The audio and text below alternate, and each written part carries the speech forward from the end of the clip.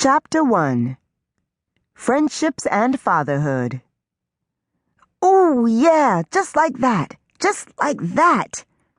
Frieda Livingston cooed as expert hands moved up and down her bare back, across her shoulders and back down, kneading, rubbing, before coming to that sensitive dimpled spot just above her juicy assets.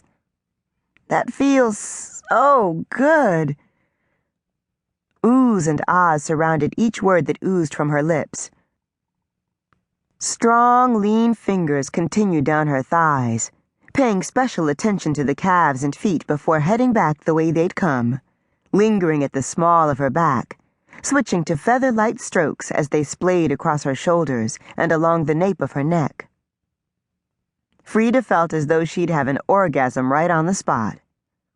It had taken her a while to understand the hype, but now she was a true believer. There was nothing better than an afternoon massage. "We're done, pretty lady." Tyson, the masseur to the stars and to those with star quality, translated plenty of cash, tapped Frieda lightly on the shoulder to signal the end of their session. "See you next week?" "Of course, baby," Frieda said, turning over and getting off the table, shamelessly letting the towel fall on the floor. More than once, Tyson had suggested she wait until he leave to begin dressing, but Frieda had other plans.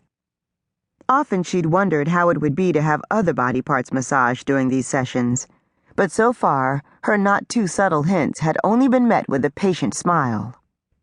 The first assumption had been that he was gay.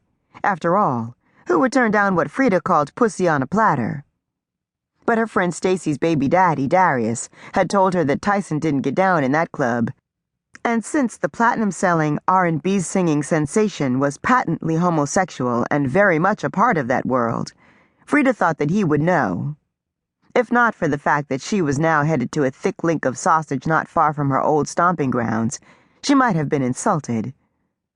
As it were, she simply laughed as Tyson quickly averted his eyes and left the room. Moments later, Frieda clicked the locks on her shiny new Lexus LX and slid inside.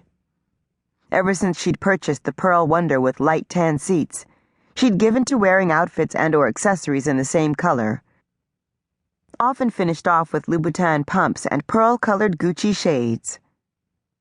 Frieda's picture could have appeared next to the word materialistic, but she didn't mind. She'd learned how in L.A. image was everything. She had faked it until she made it, and snagged a doctor in the process. Thinking of Gabriel, the hard-working husband and sponsor of the designer duds she wore, caused a tiny tinge of guilt as she turned down Martin Luther King Boulevard and headed toward where she used to live. Passing row after row of modest apartments, much like the one she'd rented upon arrival from Kansas City, she reflected on her journey from then till now, and how far she'd come in less than 5 years.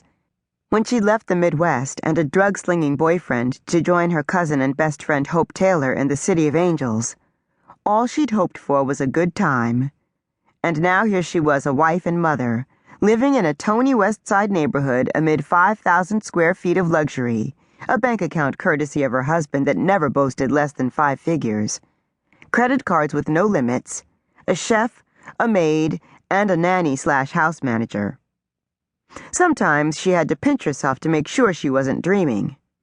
And sometimes she had to do what she was doing now, go slumming for something that money couldn't buy, a thick piece of sausage.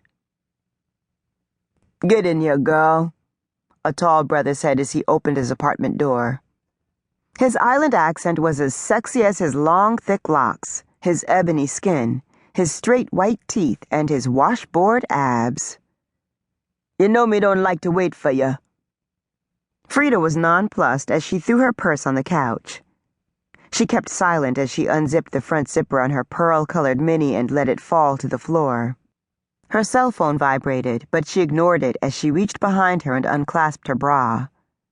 The young blood's eyes narrowed, and he licked his lips. "That's right," she thought. "This caramel goodness is worth the wait, isn't it?" Her nanny/house manager's son, Clark, could say whatever he wanted, just as long as he did what she told him to.